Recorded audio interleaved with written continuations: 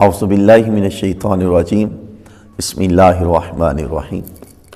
کچھ دوست احباب تراویح کے متعلق سوال کرتے ہیں کہ آیا تراویح 8 رکعت ہیں یا 20 رکعتیں ہیں؟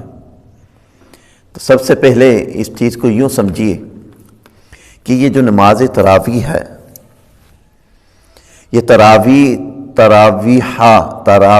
کی جمع ہے، جس کا معنی ہے ایک دفعہ آرام کرنا، جبکہ تراویح کے معنی ہے متعدد بار آرام کرنا۔ نماز تراویح کی تعداد جو ہے وہ 20 ہے، اس لیے ہر 4 رکعت کے بعد کچھ دیر ٹھہر کر سکون کر کے بعد نماز کا شروع کرنا مستحب ہے۔ صحابہ کرام ایسا کیا کرتے تھے اور اسی وجہ سے اس نماز کا نام نماز تراویح رکھا گیا۔ نماز تراویح کا پڑھنا مرد اور عورت کے لیے سنت موقدہ ہے اور اس کا چھوڑنا جائز نہیں۔ قیام رمضان کی بڑی فضیلت ہے۔ حضرت ابو ہریرہ رضی اللہ تعالیٰ عنہ سے روایت ہے کہ حضور نبی اکرم صلی اللہ علیہ وسلم لوگوں کو رمضان کی راتوں میں نماز پڑھنے کی ترغیب دیا کرتے، اور حضور سید عالم صلی اللہ علیہ وسلم نے فرمایا جس نے رمضان المبارک میں حصول ثواب کی نیت اور حالت ایمان کے ساتھ قیام کیا، اس کے سب کا گناہ بخش دیا جائیں گے۔ میں یہاں 2 حدیث کوٹ کرتا ہوں، آپ احباب سماعت کرتے رہتے ہیں علماء سے۔ 8 نماز تراویح کا حدیث کے اندر، سنت نبوی کے اندر، قرآن کے اندر کوئی ذکر نہیں، ہمیشہ 20 ہی تراویح کا ذکر ہے۔ حضرت عائشہ صدیقہ رضی اللہ سے روایت ہے، یہ حدیث بخاری شریف کی حدیث ہے، کتاب تہجد میں، باب تحرید النبی صلی اللہ علیہ وسلم علی صلاۃ اللیل والنافل من غیر ایجاب۔ حضرت عائشہ صدیقہ رضی اللہ تعالیٰ عنہ آپ رہتے کہتی ہیں کہ ایک رات رسول اکرم صلی اللہ علیہ وسلم آپ مسجد میں نافل نماز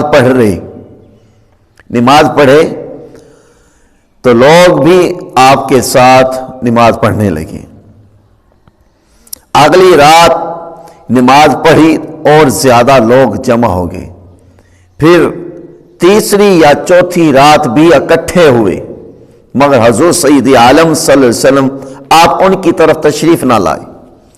جب صبح ہوئی تو آپ نے فرمایا میں نے دیکھا جو تم نے کیا، اور مجھے تمہارے پاس آنے سے صرف اس اندیشے نے روکا کہ یہ تم پر کہیں فرض نہ کر دی جائے۔ تو وہ کیا تھی؟ یہ واقعہ رمضان المبارک کا ہے۔ تو اس راتوں میں حضور سید عالم صلی اللہ علیہ وسلم آپ نے نماز تراویح کی جماعت کروائی۔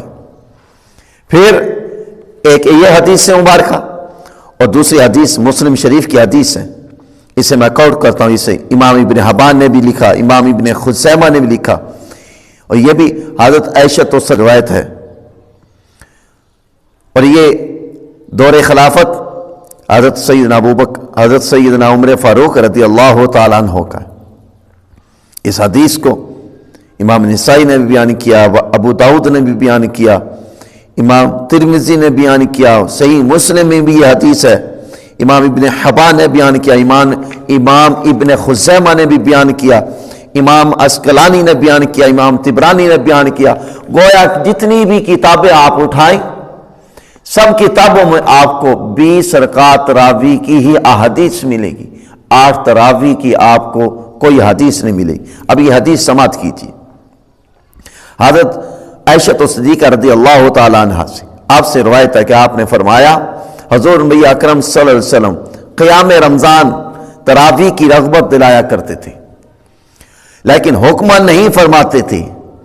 فرماتے ہیں کہ جو شخص رمضان المبارک میں ایمان اور ثواب کی نیت سے قیام کرتا تو اس کے اللہ تعالیٰ سب کا گناہ بخش دیتا ہے۔